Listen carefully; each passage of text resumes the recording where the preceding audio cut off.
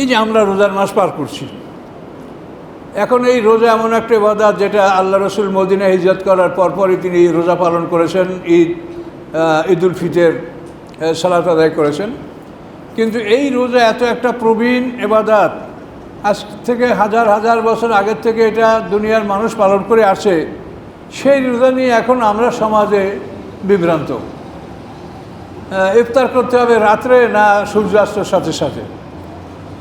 আল্লাহ বলছেন আতিমুস সিয়াম ইলাল লাইল।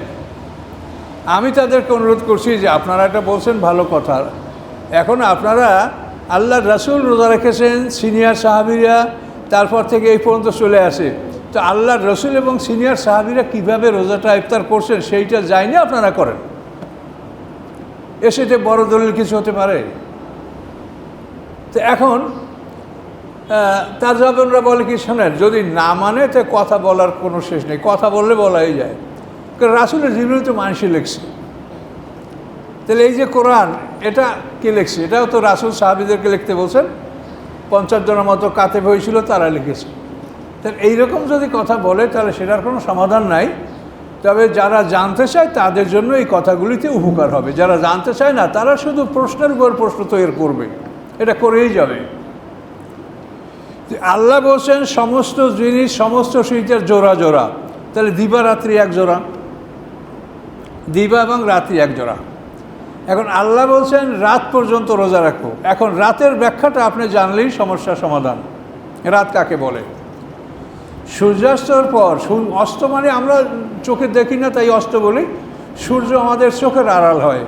আমরা যখন ইফতার করি, মাগরিব পড়ি, তখন তো সৌদি আরবে 2 ঘন্টা বেলা থাকে, মরক্কোতে আরও বেশি থাকে। তাহলে সূর্য তো অস্ত যায় না, সূর্য আমাদের চোখের আড়াল হয়। এই পৃথিবীর যে সমতল ভূমি, round level of the earth, এই পৃথিবীর একটা সমান্তরাল অবস্থান, এইটার থেকে যদি সূর্য নিচে চলে যায় তখন আমরা মনে করব সূর্য ডুবেছে। এখন আমাদের এই গাছপালা আছে, পাহাড় পর্বত আছে, এতে যে আমরা সূর্যকে দেখতে না পাইলেই আমরা আজান দিয়ে রোজা করবো, ইফতার করবো, এটা তা না। সূর্য পৃথিবীর নিম্নাংশে চলে গেছে কিনা, চোখের আড়াল হয়েছে কিনা নিশ্চিতভাবে, যেটা বর্তমান যুগে মিডিয়ায় যারা আমাদেরকে ইফতারি টাইম, সেহরির টাইম বলে, তারা আশা করি এটা নির্ভুল এবং দেখে শুনেই তারা এটা বলে, এটা ঠিক আছে। তাহলে সূর্যাস্ত আমাদের চোখের আড়াল হলেই সূর্যাস্ত। আমাদের এই মহাদেশের লোক, আমরা যখন দেখি যে আটলান্টিক মহাসাগরের ঘোলা পানিতে সূর্য ডোবে, তখন আমেরিকা দেখে যে তাদের ভোরের সূর্য উদয় হয়। এরপরে ওই সূর্য উদয় হয়ে আমেরিকার উপর থেকে যখন প্রশান্ত মহাসাগরে ওই সূর্য ডোবে, তখন জাপানিরা দেখে তাদের ভোরের সূর্য উদয় হয়। তা সূর্য ডুবলো কোথায়? সূর্য আমাদের চোখের আড়াল হয়। এখন এই সূর্য চোখের আড়াল হওয়ার পরে আমরা যে সময়টা, তো সূর্য আমরা দেখতে পাচ্ছি না, এখন আমাদের রাত অর্থাৎ অন্ধকার হতে 40 থেকে 45 মিনিট সময় লাগে, এর আগে আলোকিত থাকে, যেটাকে গোধূলি বলে, মানে টুইলিট, মানে গোধূলি, যেটা আলো আর কি, সূর্য অস্ত থেকে শফক, যে একটা লাল রং, এটা দূরীভূত হওয়া, তারপর সাদা আলো প্রকাশ পেয়ে অন্ধকার হওয়া, এই সময়টা, এটাকে সন্ধ্যা বলা হয়েছে। বিল গুদুব বিল আসাল, সকাল সন্ধ্যা, এটাকে সন্ধ্যা বলা হয়েছে। এখন এই সন্ধ্যাটা, এইটা কি রাতের অংশ না দিনের অংশ, এইটা আপনাকে ভালো করে নিজ জ্ঞানে বুঝে নিতে হবে। যে এই সময়টা সূর্য চোখের আড়াল হলো, এখনও অন্ধকার হয় নাই, এই সময়টুকু একে সন্ধ্যা, মাগরিব, গোধূলি লগ্ন, যেটা আপনি বলেন, তো এই সময়টা কি দিনের অংশ না রাতের অংশ? এইটা যদি রাতের অংশ হয় তাহলে সূর্য চোখের আড়াল হয়ে আপনি ইফতার করতে পারছেন। আর যদি দিনের অংশ হয় তাহলে আপনি ইফতার করবেন না, অপেক্ষা করবেন যে অন্ধকার হোক। তো এইটাই হলো আপনার জানার বিষয়, যে আসলে এই সময়টা, সন্ধ্যা কিন্তু দিন অথবা রাতের একটা অংশ, এটা আলাদা সৃষ্টি নয়, সৃষ্টি কিন্তু ওইটার অংশ, আলাদা না। সন্ধ্যা, ফজর এবং মাগরিব, সকাল এবং মানে সন্ধ্যা এবং শবে সাদেক, এই দুটা কিন্তু এই শবে সাদেক থেকে অন্ধকার থাকে, কিন্তু এটা দিনের অংশ। আবার সূর্যাস্ত যাওয়ার পরে আলোকিত থাকে, এটা রাতের অংশ। এই দুইটা আলাদা না। যদি আলাদা থাকে তাহলে এক জোড়া সন্ধ্যা এক জোড়া সকাল থাকতো, তা তো নাই।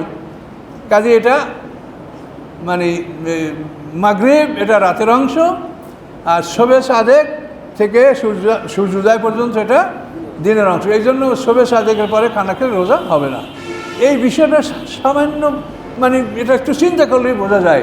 কিন্তু এই নিয়ে পৃথিবীতে এমন তোলপাড় শুরু হয়ে গেছে, একদম জোর ফতুয়া আরম্ভ হয়ে গেছে, এই রোজারা নষ্ট করলো। আল্লাহ বলছে রাত পর্যন্ত রোজা রাখতে।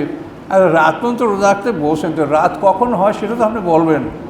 যদি আপনি বলেন যে না সূর্যাস্তের পরে 1 ঘন্টা পরে রাত হয়, এটা যদি আপনি প্রমাণ করতে পারেন তাহলে আপনি রাত পর্যন্ত রোজা রাখেন।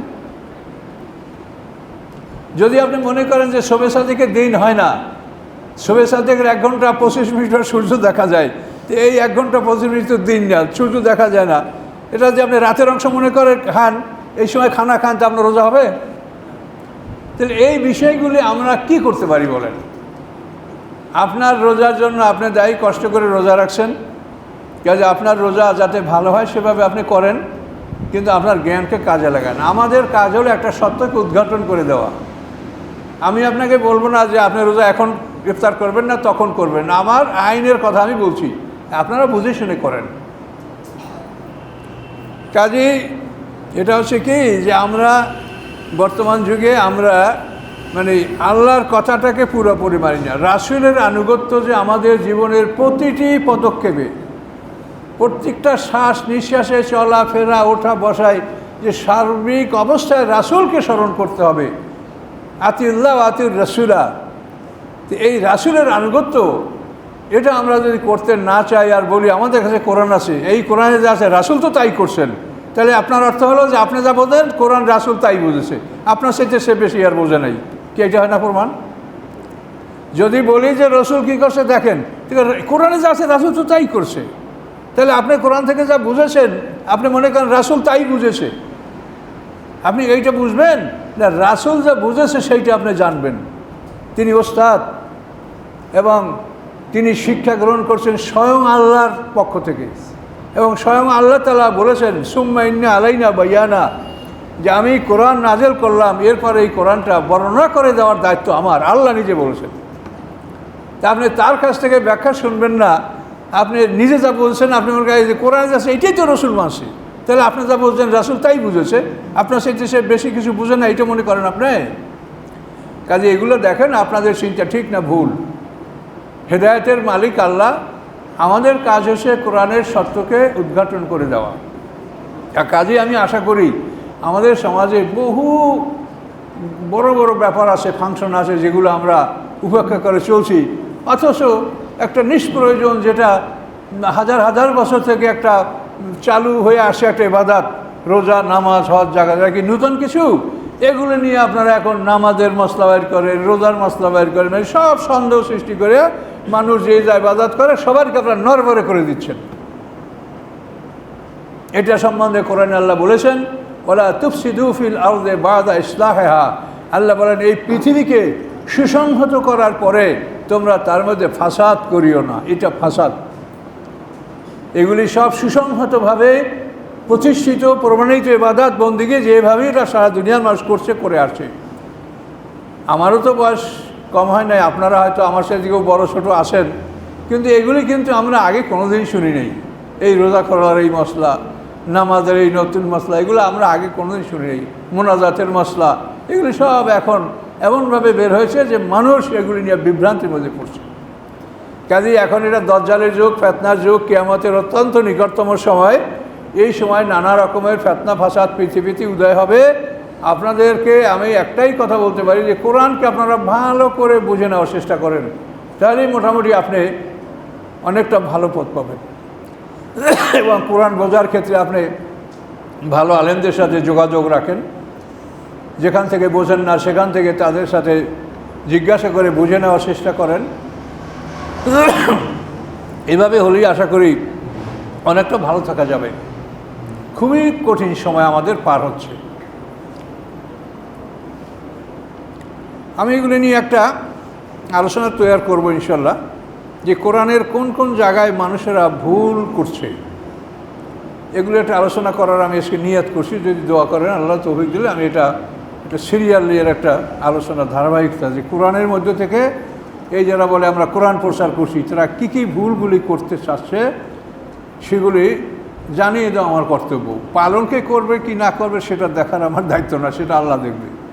কিন্তু সঠিকভাবে কোরআনটা প্রচার করার দায়িত্ব আমার, যতদূর সম্ভব আমি চেষ্টা করবো ইনশাল্লাহ। তাহলে এখন আমরা বুঝলাম যে সন্ধ্যা এটা রাতের অংশ অথবা দিনের অংশ, এটা আলাদা না। আর শবে সাদেক এটা দিনের অংশ অথবা রাতের অংশ, কিন্তু রাতের অংশ এটা না, এটা নিশ্চিত। তাহলে সূর্য চোখের আড়াল হলে যে সময়টা সন্ধ্যা, এটাও দিনের অংশ না। যদি দিনের অংশ নাই হয় তাহলে আপনি ইফতার করবেন, তাতে সমস্যা কোথায়? এই কথাগুলি আপনারা নিজেরা বোঝেন এবং ভালো করে মানুষকে বোঝাবার চেষ্টা করেন। সামনে আল্লাহ কি বলেন, ও আয়াতুল্লাহুল্লাইল, তাদের জন্য নিদর্শন হচ্ছে রাত, মানুষের জন্য রাত। নাসলাকু মিন নাহারা, আমি বের করে নেই উহা হতে দিনকে, দিনকে আল্লাহ তাআলা ওর থেকে টেনে বের করে নেন, তখন সম্পূর্ণ অন্ধকার দুনিয়া ছেয়ে যায়। নাসলাকু মিন নাহার, আমি রাত হতে দিনকে টেনে বের করে নেই, ফায়জাহু মুজলিমুন, মুহূর্তের মধ্যে তারা অন্ধকারে আচ্ছন্ন হয়ে পড়ে। এটা আল্লাহর কুদরত। অশামসু তাজরিলি মুস্তাকারিল্লাহা, সূর্য চলে তার গন্তব্যস্থলের দিকে। সূর্যের একটা গন্তব্যস্থল আছে, সেই দিকে সূর্য চলে এবং তার সাথে যে গ্রহ নক্ষত্রগুলি গ্যালাক্সিটি আছে, এটা সবাই একসঙ্গে। তো মুরিজ বোকাইলের সম্পর্কে বলছেন, সূর্যের গন্তব্যস্থল সম্বন্ধে বলছেন যে সূর্যের গন্তব্যস্থলের নাম হচ্ছে সোলার অ্যাপেক্স। তো এখন সূর্য যে গতিতে চলে, অর্থাৎ ঘন্টায় 43,200 মাইল বেগে সূর্য পৃথিবী একসঙ্গে চলে। তো এভাবে যদি 10,000 কোটি বছর সূর্য চলে, তাহলে তার যে গন্তব্যস্থল সেখানে গিয়ে সে পৌঁছতে পারবে। এটা একটা আশ্চর্য ব্যাপার যে এখন কোনো ক্রমে এই পৃথিবীতে 10,000 কোটি বছর থাকবে, এটা কখনোই কল্পনা করা যায় না। তবে বিজ্ঞানীদের হিসাবে তারা বলেছেন যে সূর্যের গন্তব্যস্থলটা এত দূরে, এবং মহাকাশে এরকম জায়গা তো স্পেস পড়েই আছে। তো কোরআনে আল্লাহ বলেন যে সূর্য তার গন্তব্যস্থলের দিকে চলছে, একটা লক্ষ্যস্থলকে লক্ষ্য করে সূর্য চলছে। যালিকা তাকদিরুল আজিজুল আলিম, এবং এটা হলো পরাক্রমশালী মহাজ্ঞানী আল্লাহর পক্ষ থেকে নির্ধারণ করা। আল্লাহ যেভাবে নির্ধারণ করেছে সেইভাবে, সেই পথে, সেই নিয়মে সে পথ অতিক্রম করছে সূর্য। এটা আল্লাহর পক্ষ থেকে তাকদির। তাকদির মানে নির্ধারণ করা, বিন্যাস করা। যেভাবে আল্লাহ বলেছেন সেইভাবে সূর্য আল্লাহর হুকুমত ধীরে ধীরে অগ্রসর হচ্ছে তার গন্তব্যস্থলের দিকে। আল কামারা কাদ্দারনাহু মানাজিলা, এবং চাঁদ আমি নির্ধারণ করছি তার জন্য অনেকগুলি মঞ্জিল। মঞ্জিল মানে ঠিকানা, ঘর। এক এক মঞ্জিলে এক এক দিন চাঁদ থাকে। এই জন্য চাঁদকে আমরা প্রতিদিন নূতন আকারে দেখতে পাই, ঠিক কিনা? প্রত্যেক দিন চাঁদ আমরা নূতন দেখতে পাই না? কালকে যত বড় ছিল আজকে তার সাথে একটু ছোটো হবে, তারপর দিন আরও ছোটো হবে, এরকম আল্লাহ বলেন ওয়াল কামারা কাদ্দারনাহু মানাজিলা, চাঁদের জন্য আমি নির্ধারণ করেছি কতগুলি ঠিকানা। মঞ্জিল মানে বাড়ি, ঠিকানা, ঘর। হাত্তা আদাকাল উরজুনুল কাদিম, অবশেষে সে পুরাতন শুকনো খেজুর গাছের ডালের মতো হয়। পুরাতন শুকনো খেজুর গাছের ডাল চিকন এবং বাঁকায়ে যায়, ওই রকম হয়ে যায়। এটা আল্লাহ বলছেন যে অবশেষে সে উরজুনুল কাদিম, পুরাতন খেজুর গাছের ডালের মতো এটা বাঁকিয়ে যায়, চিকন হয়ে যায়, সরু হয়ে যায়। লাশামসি আম্বাগিলা আন্তুদ্রিকাল কামার, সূর্যের জন্য বৈধ নয় যে সে নাগাল পাবে চাঁদকে। সূর্য একই সময় একইভাবে চলছে, কিন্তু সূর্য চাঁদকে ধরতে পারবে না। কেন পারবে না? দেখেন, এই যে রাস্তায় গাড়িগুলো চলছে, সামনের চাকা পিছনের চাকা, এখন সামনের চাকা দৌড়াচ্ছে, পিছনের চাকা দৌড়াচ্ছে, কিন্তু পিছনের চাকা কিয়ামত পর্যন্ত সামনের চাকা ধরতে পারবে? কেন পারবে না? এটা সেটিং এমনভাবে করা আছে। তো আল্লাহ বলেন আমি এই চন্দ্র সূর্যকে এমনভাবে সেট করেছি, সেট করে তাদেরকে চালাচ্ছি যে একজনই আর একজনকে ধরতে পারবে না। কি বলতে পারছেন? সহজে তা আল্লাহ বলেন সূর্যের পক্ষে সম্ভব নয় যে সে চাঁদকে নাগাল পাবে, ওয়ালাল লাইলু সাবিকুন নাহার, এবং রাত কখনো দিনকে ওভারটেক করতে পারে না। ওভারটেক মানে একটা গাড়ি পিছিয়ে ফেলে আর একটা গাড়ি উঠে যাওয়া। এইভাবে আল্লাহ বলছেন যে দিবারাত্রি যেভাবে আমি সেট করেছি ওভাবেই চলতে হবে। এই জন্য রাত কখনো দিনকে ওভারটেক করতে পারবে না, দিনকে অতিক্রম করে চলে যেতে পারবে না, এই নিয়মেই তারা চলবে। অকল্যাণ ফি ফালাকে ইয়াসবাহুন, এবং সবাই তারা একই আকাশে সাঁতার কেটে বেড়াচ্ছে। সাবুন মানে সাঁতার কাটা, সবাই আকাশে সাঁতার কেটে বেড়াচ্ছে। মানে এই যে চন্দ্র, সূর্য, গ্রহ, নক্ষত্র, মহাকাশ আমরা দেখছি, এগুলি শুধু তাদের গতির উপরে, হাওয়ার উপরে সাঁতার কেটে বেড়াচ্ছে। মানে এত গতি যে গতির কারণে ও পড়ে যাচ্ছে না। আপনি যদি একটা ঢিল, একটা পাথর নিক্ষেপ করেন, তো যতক্ষণ পর্যন্ত ওটার পিছনে আপনার গতি থাকবে ওটা নিচে পড়বে না, গতি শেষ হয়ে গেলে, ফোর্স শেষ হয়ে গেলে টপ করে পড়ে যাবে।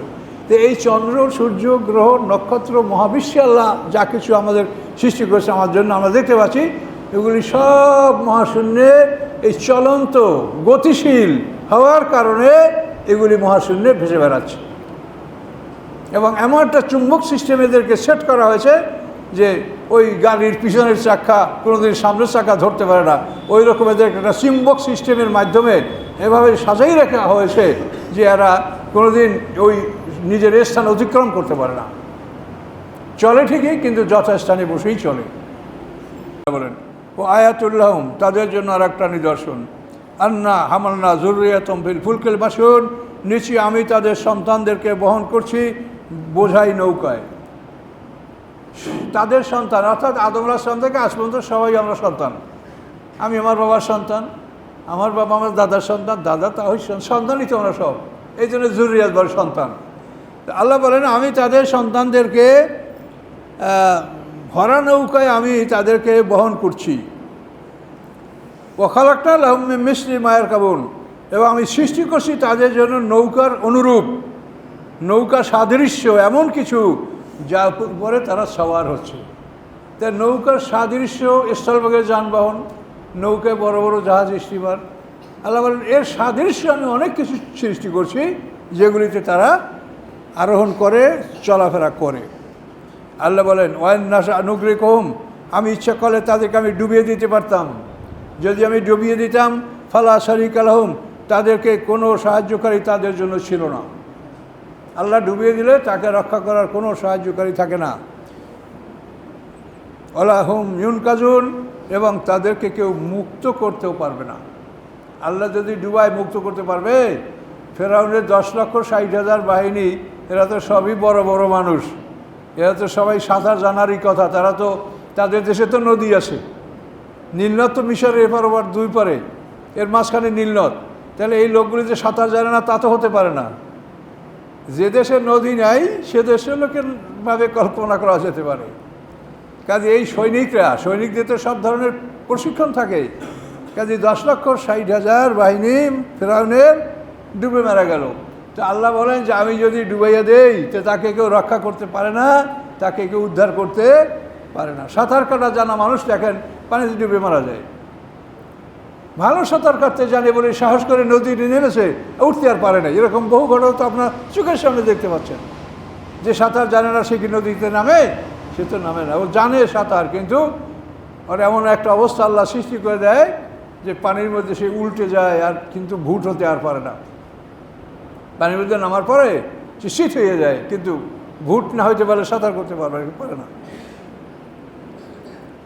আল্লাহ বলেন ইল্লা রাহমাতাম মিন্না, এই যে মানুষকে ভরা বোঝায় নৌকায় বহন করা, যানবাহনে তাদেরকে বহন করা, ইল্লা রাহমাতাম মিন্না, এটা আমার পক্ষ থেকে একটা রহমত। ও মাতান ইলাহিন, এবং নির্ধারিত একটা সময়ের জন্য তাদেরকে ভোগ বিলাস দান। আমি নির্ধারিত সময় পর্যন্ত তাদেরকে ভোগ বিলাস দান করব, এই জন্য আমি তাদেরকে বাঁচিয়ে রাখছি।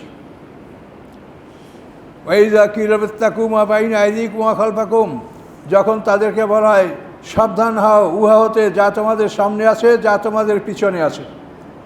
সামনে আছে আমাদের বিচার, জান্নাত জাহান্নাম। এক কথায় আমাদের সামনে বিচার, জান্নাত জাহান্নাম, আর পিছনে আমরা দুনিয়ায় যা করছি এটাই পিছনে। আমি কথা বলছি, বলার সাথে সাথে অতীত হয়ে গেল, বর্তমান বলতে কিছু নাই। আমরা বর্তমান কাল গ্রামারে খাড়া করছি প্রেজেন্ট টেন্স, কিন্তু বর্তমান বলতে আসলে কিছু নাই। এই আমি যে কথাগুলো বলছি বলার পরে কিগুলো বর্তমান থাকছে, সাথে সাথে অতীত হয়ে গেল। এই জন্য আল্লাহ বলছেন অতীত বর্তমান পৃথিবীর তোমার সামনে আছে, তোমার জান্নাত জাহান্নামের বিশাল জীবন, এবং তোমার খালফা মানে তোমার পিছনে, অর্থাৎ যেগুলি তুমি করে যাচ্ছ এগুলি তোমার সব পিছন, এগুলি সম্পর্কে তুমি সতর্ক হও যে তুমি কি করছো, তোমার সামনে কি আছে এবং পৃথিবীতে তুমি কি করছো এটা তুমি দেখো, এটার ব্যাপারে তুমি সাবধান হও, ভয় করো। আল্লাহ বলেন ওমা তাতিহিম মিন আয়াতিন মিন আয়াতি রাব্বিহিম ইল্লা কানু আনহা মুরিদিন। আল্লাহ বলেন যখনই তাদের কাছে নিদর্শনের মধ্যে হতে কোনো নিদর্শন আসে রবের পক্ষ থেকে, তারা উহা থেকে ফিরে যায়। এই নিদর্শনগুলি তারা মানে না, বিশ্বাস করে না। আল্লাহ রসুল চাঁদকে দ্বিখণ্ডিত করে দেখালেন, তাও তারা মানল না। কোনো নিদর্শনই তারা মানছে না। কোরআন এত বড় নিদর্শন যে তোমরা সারা দুনিয়ার মোর্শেকরা জিন ইনসান একত্রিত হয়ে কাউসারের মতো একটা সুরে রচনা করতে পারলে না, কিন্তু তারপরও তারা কোরআনের কাছে আত্মসমর্পণ করল না।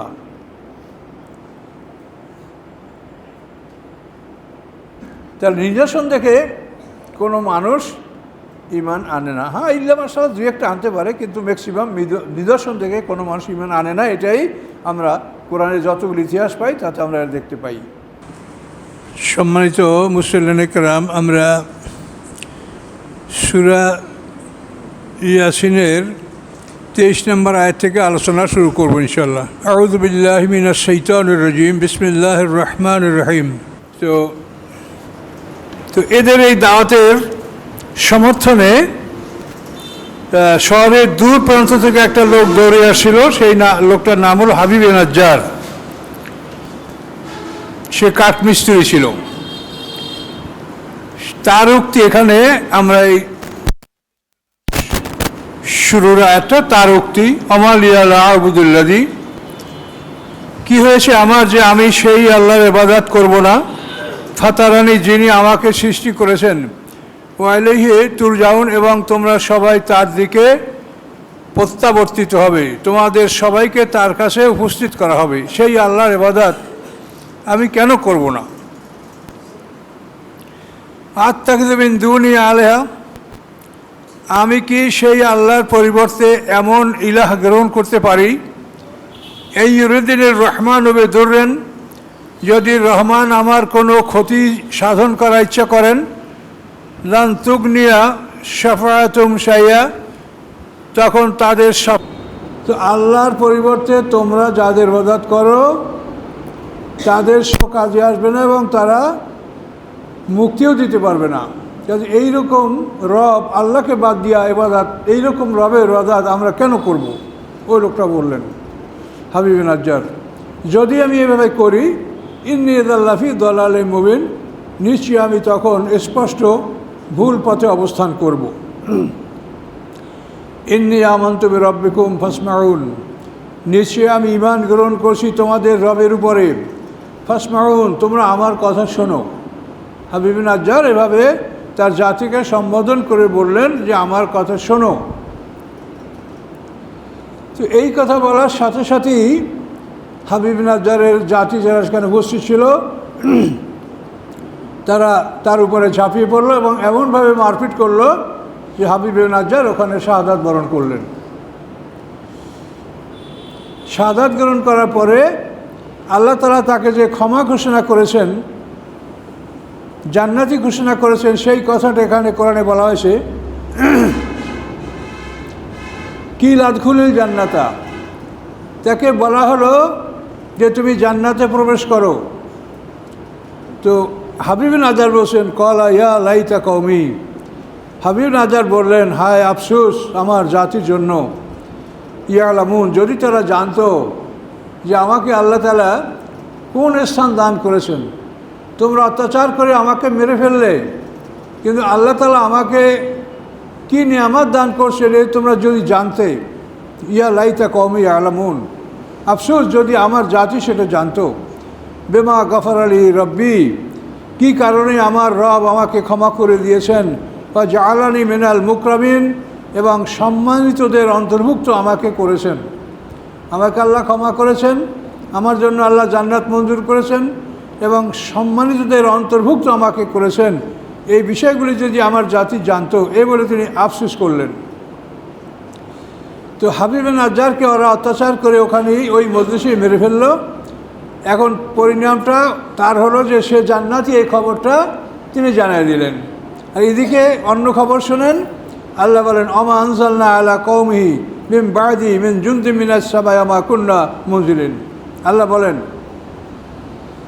তার ধ্বংসের পরে, তাকে হত্যা করার পরে আমি ওই জাতির উপরে আকাশ থেকে কোনো বাহিনী নাজেল করি নাই। প্রতিশোধ গ্রহণ করার জন্য আকাশ থেকে আমি কোনো বাহিনী নাজেল করি নাই।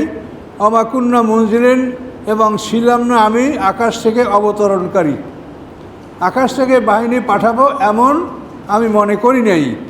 ইন কানাত ইল্লা সাইয়্যাতান ওয়াহিদা, শুধুমাত্র একটি বিকট শব্দ, শুধুমাত্র একটা বিকট শব্দ তাদের জন্য যথেষ্ট ছিল। আমি আকাশ থেকে কোনো বাহিনী নাজেল করবো এটার কোনো প্রয়োজন ছিল না। ফাইজাম খামিদুন, মুহূর্তের মধ্যে তারা নির্বাপিত। খামিদুন মানে ঠান্ডা হয়ে যাওয়া, চুপচাপ ঠান্ডা, আর তাদের মধ্যে নড়চড় কোনো হরকত নাই। জিবরিল আমিন একটা চিৎকার করেছে, তারা সবাই বুক ফেটে সব মৃত্যুবরণ করেছে। আল্লাহ বলেন মুহূর্তের মধ্যে একটা ধ্বনি, একটা শব্দ, একটা বিগ ব্যাং, একটা আওয়াজের মাধ্যমেই তারা খামিদুন, নির্বাপিত আগুনের মতো, এক্সটিংগুইশড ফায়ার, নির্বাপিত আগুনের মতো তারা ঠান্ডা হয়ে গেল। তাদের মধ্যে আর কোনো নড়চড়, কোনো হরকত পাওয়া গেল না। তো আল্লাহ তাআলা এই ঘটনাটা আমাদেরকে এখানে জানালেন যে হাবিবে নাজ্জার ওই তিনজন রাসূলের সমর্থনে জাতির কাছে আসছিলেন এবং তাকে তারা অত্যাচার করে হত্যা করে ফেলল। এর ফলে হাবিবে নাজ্জারকে আল্লাহ জান্নাত দান করেছেন, ক্ষমা করেছেন, সম্মানিতদের অন্তর্ভুক্ত করেছেন, এবং ওই জাতিকে আল্লাহ তাআলা একটা বিকট শব্দের মাধ্যমে তাদেরকে আল্লাহ ধ্বংস করে দিয়েছেন।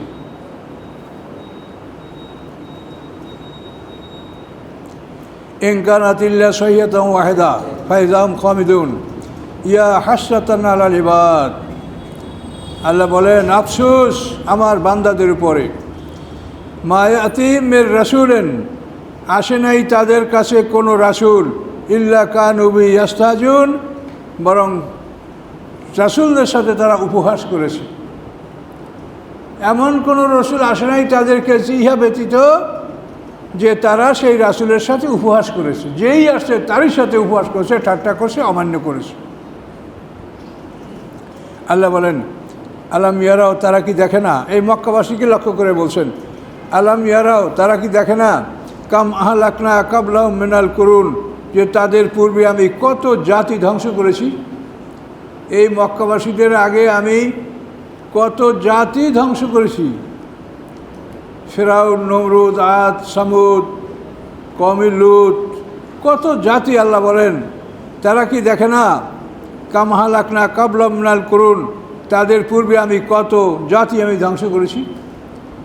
মক্কাবাসীদের ব্যবসা, তারা গ্রীষ্মকালে সিরিয়ায় ব্যবসা করত, শীতকালে ইয়েমেনে।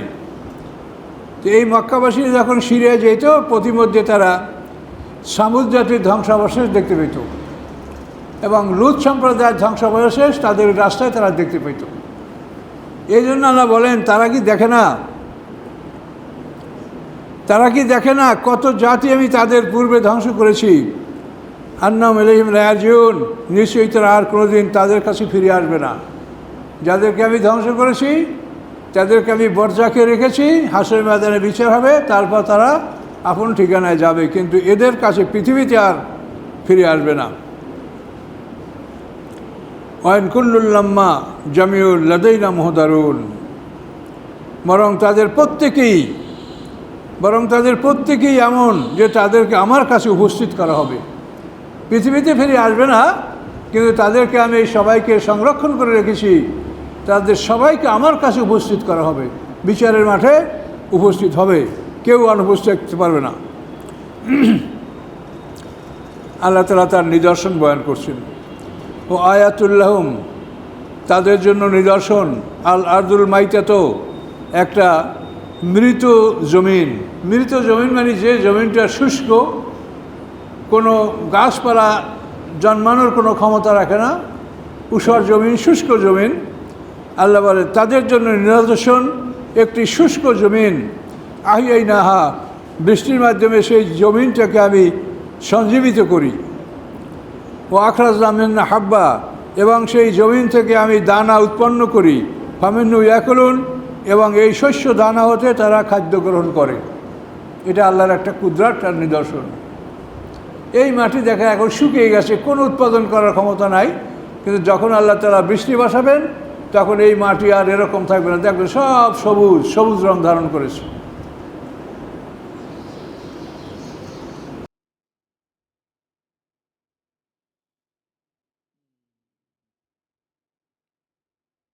ওয়াজআলনা ফিহা জান্নাতাম মিন নাখিল, এবং এই জমিনে আমি সৃষ্টি করেছি তাদের জন্য বাগান, খেজুরের বাগান সৃষ্টি করেছি।